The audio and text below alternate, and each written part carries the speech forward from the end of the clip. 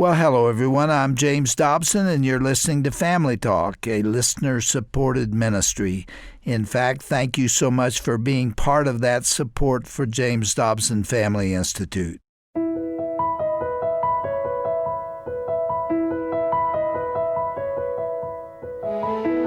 Scripture repeatedly commands us as believers to defend the powerless and oppressed and stand up for justice. And that calling has never been more appropriate than to address what is happening today in communist China. Every day, millions of babies are victims of what is known as gendercide, the killing of a preborn life simply because of the gender of the baby. Millions of babies are being senselessly murdered under this oppressive two-child policy that leads to gendercide, and this evil gendercide must not be tolerated. Hello, everyone. I'm Roger Marsh, and this is a special edition of Dr. James Dobson's Family Talk. In just a moment, you're going to hear Dr. Tim Clinton's conversation with Reggie Littlejohn, founder of Women's Rights Without Frontiers. They'll examine the horrific figures of gendercide in China before Reggie talks about the meaningful work her organization is doing. Now, before we begin, the discussion you're about to hear deals with a very disturbing and mature subject matter. So for that reason, parental discretion is strongly advised.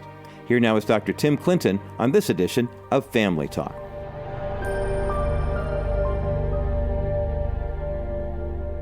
Reggie, thank you for stopping by Family Talk, and we're in Washington, D.C., National Right to Life March going on, and it's been an amazing time. I don't know what you've sensed, but I've been pretty blown away at the energy, and I think the progressive nature of what's happening with this movement. There's an uprising going on. There's a stirring going on. It seems like they're really starting to win at a very significant level. Are you seeing that? Oh, absolutely. And I think it was a huge shot in the arm that President Trump came and spoke at the March for Life yesterday.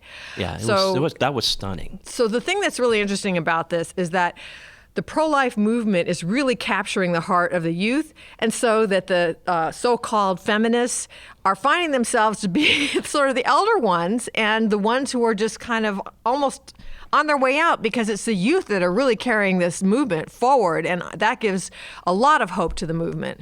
You've been pretty active in this movement. You're founder and president of Women's Rights Without Frontiers. We're going to talk about that. It's an international coalition, again, to expose and oppose forced abortion, gendercide, and sex slavery in China in particular. We're going to talk a lot about China today, but everybody's got a story. Everybody's got a little narrative, and I was reading about you, and I was fascinated with it. You've got a lot of personality. You've got a little spunk to you, and I think that's probably why God's placed you in a unique place. But let's go back a little bit. Well, let's do this. Tell us a little bit about what's going on in your ministry, your efforts, and then we'll talk about your personal story. All right, so what's going on right now is our organization is leading the movement to end forced abortion and the sex-selective abortion of baby girls in China. And we're also posed to expand to India. We're hoping to do that, but that's for this year and next year. We also save abandoned widows that are just suffering and committing suicide, actually, in rural China. We are the only organization in the world that has boots on the ground inside of China that is actively saving baby girls from sex-selective abortion and abandoned widows from complete hopelessness. That's what makes us really unique. And I also have an international advocacy campaign. I have testified 8 times at the U.S. Congress and all over the world. I was amazed at the places where you've given testimony. It's stunning. And you're moving the needle. This isn't like something that you're talking about. I mean, you're getting stuff done. That's what's so impressive. Right. So the thing that I am really grateful to God about is that we have been able to actually save hundreds of baby girls in China from sex-selective abortion. And we have more widows because there are so many abandoned widows.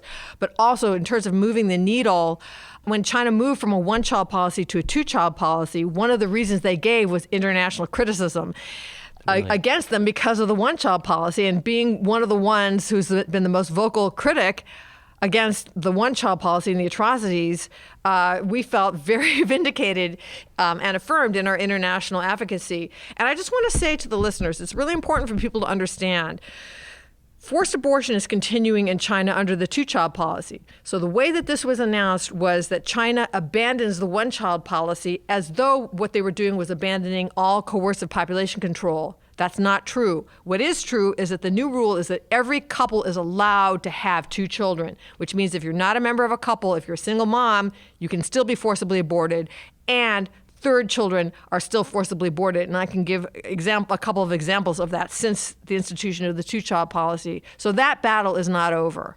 I want to introduce our audience to you. I was thinking as I was looking over everything that you've got going on and the voice God's given to you, this is a unique person, and there's got to be some stuff in there that really drives her. And I went back and I'll start about age 16. You announced to your mom and dad that you're an atheist. I mean, and every Yes. parent just like, what? But take us back there. There was something going on that was birthed down inside of you. You were battling. You were doing something. Well, when I was a really little kid, I was absolutely a believer. And I remember looking through the sort of dimpled glass on the bathroom window one morning and seeing the sun shine through and seeing it break into the spectrum of the rainbow and just thinking, there's got to be a God. But then when I was 16 years old, I was, pretty rebellious. I don't know if you can possibly imagine that. I have a friend who said teenagers are crazy. But it's a phase of life where you're trying to figure it all out. Yeah, How do I fit in this big world? So I figured the biggest way that I could rebel against my parents was to declare my atheism, and which I did. And I said, I'm an atheist. I'm not going to church with you anymore. And they just sat there kind of stunned. I actually wrote them a letter, which I had my father read out loud. And so then they didn't force me to go to church. So I became an atheist. And I was the kind of atheist that would stay up with you till 3 a.m. arguing that there is no God. I was a belligerent atheist. Somehow I've got a feeling that I can see that in you. So then I went to college, and in college, as a part of a college course on ancient literature, I had to read the Gospel of John as, part of ancient literature. Yeah. And I'd never read the Gospel of John before. I'd never read hardly any scripture before. I don't remember ever cracking a Bible when I was growing up. When I was reading the Gospel of John, I became captivated by the person of Jesus, and he just seemed like an extremely captivating person, and I just thought to myself, this is not what I rejected. I mean, this is not what I rejected. So I moved from being an atheist to being an agnostic, all right? Mm-hmm. Then when I met my future husband and just fell head over heels in love with him, and I just remember looking into his eyes and just thinking to myself, I cannot accept that the only explanation for this man is that he evolved from blue-green algae. There is something here that is transcendent. So then I became a deist. And then we traveled around the world, and I worked with Mother Teresa. I thought that was fascinating. You spent some time with her that really 6 influenced weeks, you. and she really was trying to get me to join her order. The only reason I didn't join her order is because I was married. If I hadn't been married, I probably would have joined her order, and I would have had a very different life. A wonderful life, but very different life. But when I worked with Mother Teresa, and we worked with her for 6 weeks, and she happened to be in Calcutta the entire time we were there, I became a Christian. I returned to the Christian church. I'd been raised Catholic, and I went to a Catholic church working with her. And I can't even explain it, but in that church, and I believe I was the only person in the church, I just felt this return of innocence. That's because I'd become such a jaded person and so sarcastic and so, just the way you are, the way I was when I was an atheist, jaundiced. And just in that church, there was like this ray of innocence that came back to me, and it reconnected to me to that little girl looking out the window and seeing the little dimpled sunlight coming out as rainbows. Where you met the Christ of the Gospel of John. Yeah. Yes. and a beauty began to radiate inside of you. Right. And you took off. And by the way, you went to Yale Law School, became a litigator, got involved in all kinds of work. And then some things happened in your life, your family, there's some breast cancer in there, and you went through an experience that really even moved you to a new place, which birthed a mission in you. Do you mind sharing some of what happened there? So as an attorney, as a litigator, I was a complex commercial and intellectual property litigator, but on a pro bono basis, I represented a couple of Chinese refugees in their cases for political asylum in the United States. And the first refugee was someone who had been forcibly sterilized and persecuted as a Christian. So this was the mid-90s. And at that time, I knew that China had a one-child policy. I'd never stopped to think how it was enforced. And this woman, who was tiny, she was maybe 5 feet tall, maybe weighed 100 pounds, and just looked like a China doll. They literally dragged her out of her home, screaming and crying and pleading, and held her down to a table and cut her open and tied her fallopian tubes without anesthesia. She said it felt like somebody was taking a blowtorch inside of her. She said the pain was indescribable. And then sure enough, she ended up with a massive infection which caused chronic back pain, chronic abdominal pain, and chronic migraines for the rest of her life. And this is what revealed to me that the coercive enforcement of the one-child policy, some other things happened. Like at that time in my life, my goal was to become partner. I wanted to be a partner in a law firm. And when I was thinking about my future, it was like, I'm going to be a partner. Every attorney's dream. Yeah, every attorney's dream. My thought was, I'm going to be a partner in a law firm, and I'm going to supervise associates, and they're going to do, political asylum work, right? Yeah. And God had a different plan for me, which is that we discovered these breast lumps, and because of my family history of breast cancer, I was advised and I decided to have something called prophylactic mastectomies, which is where you have your breast removed, not because you have a diagnosis of cancer, but because you have an issue that is undiagnosable. I had like 21 lumps. The doctor said, I can't biopsy 21 lumps. Anyway, it was a good thing I did this because what I had was lobular carcinoma in situ, which is a form of cancer, but it's not invasive yet. It's like pre-invasive cancer. So if I had not done that, I would have gotten breast cancer. Wow. I did that in order to sort of spare my life from breast cancer, but unfortunately, at the same time, I got one of these MRSA infections. And so that instead of the 2 months off that you would expect from having mastectomies, I ended up being like completely knocked off my horse and was disabled for 5 years because of that infection. 5 years. Yeah. And so I went overnight from being somebody who was a high-powered litigation attorney to somebody who was flat on my back, just begging God to spare my life.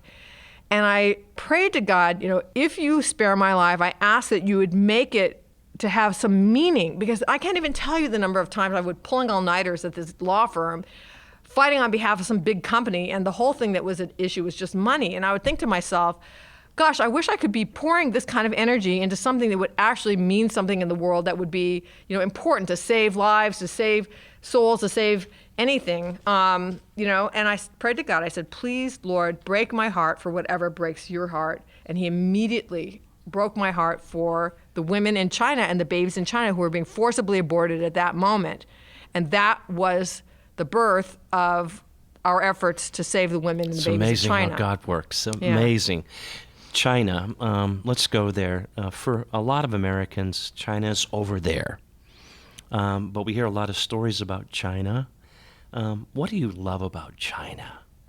How did God, or what did he do in your heart toward the people of China? When you say China, there's kind of two things you're referring to. One is the Chinese Communist Party, which is oppressing the people of China. So I can't think of anything I love about the Chinese Communist Party. I mean, they have killed hundreds of millions of their own people, and that is the hallmark of communism, is the peacetime killing of your own population. Yep. So through the one-child policy, they have eliminated over 400 million lives. But the people of China are very oppressed. The women of China, all they want to do is just to mind their own business and have children and love children. The traditional Chinese culture is very affirming of children. In the countryside, people would have huge families, and everybody loved children. And so then the women and the men are just having their hearts ripped out by this forced abortion that's happening over there. In that narrative that's unfolding in your life, and you seeing what's going on over there, this preparation from law school to understanding the international rights issue, challenges for women, etc., and knowing what you've gone through, you can see how the passion begins to surge inside of you and where you're going. The whole human rights violation and more. Talk to us about how it becomes really significant for you and how you begin to communicate that as something significant that we here stateside and around the world need to understand. Why does this really become important to us? How do we absorb this? Because that's one of the things I want to help people understand. We got to have conversation with purpose. Not just let's just hear about China. It's like somebody, missionary coming into the old church and showing these pictures, and we would leave church and like, what was that about? No, there's something going on here that's important. This becomes inherently personal for all of us. Okay, there's two answers to this question. Number one is if we love God, we need to care about what God cares about. That's right. And God doesn't just care about Americans. God cares about the whole world. And God cares about China and the people of China who are living in probably the second most repressive regime in the world, number one being North Korea. And especially the Christians in China are being terribly persecuted. And this is breaking God's heart. Remember my prayer, God, break my heart for whatever breaks your heart. Of course, abortion in America breaks God's heart. But you know what? Abortion in China also breaks his heart. And in the United States, we've had about 60 million abortions since the Roe v. Wade decision. Now, a long time ago, like maybe 10 years ago, the Chinese government stated that they had prevented 400 million lives through the one-child policy. I bet you anything it's 500 million by now, 500 million people. This breaks God's heart. And if we love God, we've got to care about the Chinese people. Now, another difference between the United States and China is that in the United States, we have freedom of speech. So you're here for the March for Life, right? How many fantastic American speakers are there that are really speaking out powerfully about any aspect of abortion in the United States? You say something against the one-child policy in China or the two-child policy or coercive population control, and you are going to be jailed, you are going to be tortured, your family is going to be persecuted. They don't have freedom of speech. So people say to me, well, why don't you care about abortion in America? Of course I care about it. But you know what? For me, for every person who's speaking about forced abortion in China, there's 1,000 who are speaking about abortion in America. Yeah. Besides the fact that we're talking about elective abortion here and forced abortion there. You're listening to Family Talk, a production of the Dr. James Dobson Family Institute. I'm your host, Dr. Tim Clinton, president of the American Association of Christian Counselors and executive director of the James Dobson Family Institute. Thanks for joining us. And by the way, thanks for supporting us. Find out more about what's happening at Family Talk and with Dr. Dobson and our team at drjamesdobson.org, drjamesdobson.org. I'm speaking today with Reggie Littlejohn. She's a pro-life activist and president of Women's Right Without Frontiers. And it's an amazing story. We're going to talk more about China and the calling and mission that God's put in her heart. It's stunning what's happening. It's important that we learn about this. And by the way, step into this moment. Get involved. Let's raise a generation who learns to care about the world and more. Reggie, I'm going to go back to 3 words related to your international coalition. I think are really important. Your goal is to expose and oppose forced abortion. Tell us what's happening in terms of forced abortion again. Clearly what's happening in China. Under the two-child policy, every couple is allowed to have 2 children. So single women are still subject to forced abortion, and third children are still subject to forced abortion. That's one kind of forced abortion. That's government forced abortion. So, I mean, just as an example, a woman who is a Uyghur, she was living in China, but she married somebody from over the border. They're allowed to have 3 children. She was living with her husband. She was pregnant with her 3rd child. She went back to China to give up her Chinese citizenship because she wanted to become a citizen of the Uyghur nation in East Turkmenistan. She comes over the border, and the Chinese government says, "You're pregnant with your 3rd child." She says, "Yeah, but I don't live here. I'm giving up my citizenship. I'm going back." And they said, "You have a 3rd child." And they forcibly aborted her 3rd child. Wow. So that's government enforced abortion. Now, the second kind of forced abortion is enforced by the family. So this is where the gendercide comes in. Yeah, gendercide being the second key issue that you guys really focus on. What's happening in China here? Right. So this gendercide is another species of forced abortion because these women are being forced to abort baby girls when they don't want to. But they're not being forced by the government. They're being forced by their families. So, for example, there was a couple that had their one child under the one-child policy. It was a girl. So they were one and done. Then China moved to a two-child policy. And the husband said, oh, great, let's have a second child. Let's have a boy. And he forced his wife to abort 4 baby girls in a year, and she died. That's forced abortion by the family, not the government. Wow. So even under the two-child policy, especially second daughters are still at very high risk, because there is brutal son preference in China and elsewhere. China's not the only country that has son preference. China is the only country that has this low coercive birth limit of 2. So that if a couple has a girl for the first baby, they're more or less, let her live because they can have a boy on the second baby. And then many couples will just abort again and again and again until they get that boy on the second child. The sex slavery issue, address that for us too. Help us understand how that fits into your work with this international coalition and why it's significant to this discussion. Because of the sex-selective abortion of baby girls, there's an estimated 30 to 40 million more men living in China than women. And because of this extreme gender imbalance, China is a major country that is trafficking women from all the most of the surrounding nations into China to be forced brides and sex slaves. It's horrifying when you really think about what's going on. So there's something every year that the U.S. government puts out. It's called the Trafficking in Persons Report, the TIP report.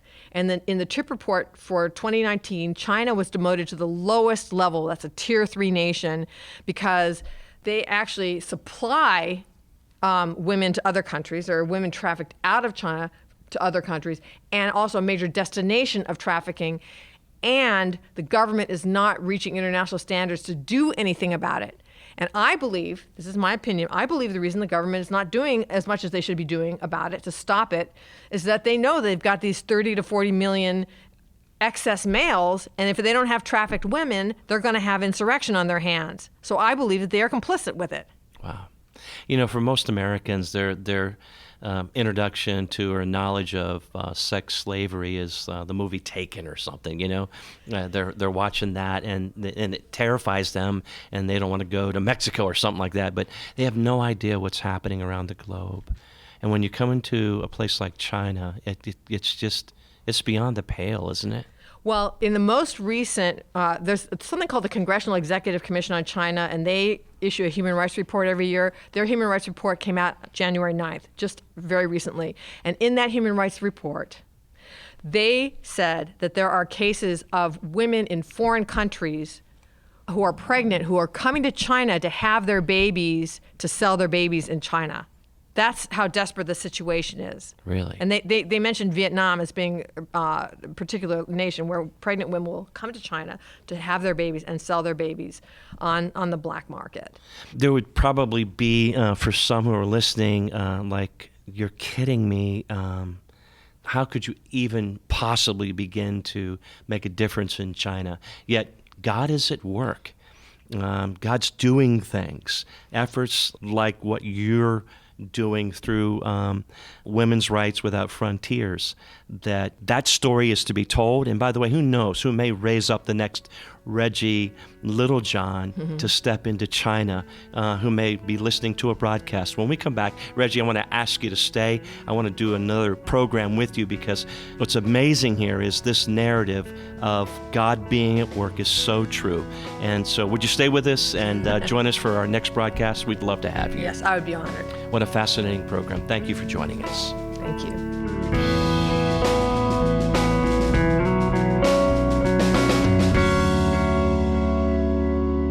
Powerful program about the outrageous and evil practice of forced abortion happening in China right now. Be sure to listen in again to tomorrow's broadcast for the conclusion of Dr. Tim Clinton's interview with Reggie Littlejohn. In the meantime, visit today's broadcast page at drjamesdobson.org for more information about Reggie Littlejohn's organization, Women's Rights Without Frontiers. You can see and read about the impact this group is having on our world. That's drjamesdobson.org, and then tap onto the broadcast icon at the top of the page. Well, that's all the time we have for today. Be sure to join us again next time as Reggie Littlejohn shares the progress being made to save oppressed lives in China. I'm Roger Marsh, and I hope you'll join us again tomorrow for another edition of Dr. James Dobson's Family Talk.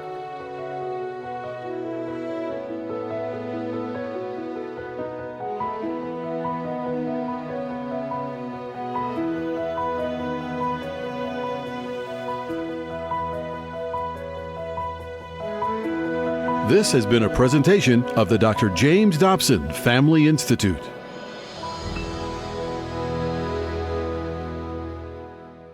Hey everyone, Dr. Tim Clinton here for Family Talk. Do you like Dr. James Dobson's Family Talk? Go to our Facebook page, will you, and tell us. You can sign up at drjamesdobson.org, and every day you're going to see threads on issues that matter most to your family. See what's playing on the broadcast, dialogue on topics of faith and family, and find encouragement for your daily life. That and much more at the Family Talk Facebook page. Join the conversation, drjamesdobson.org.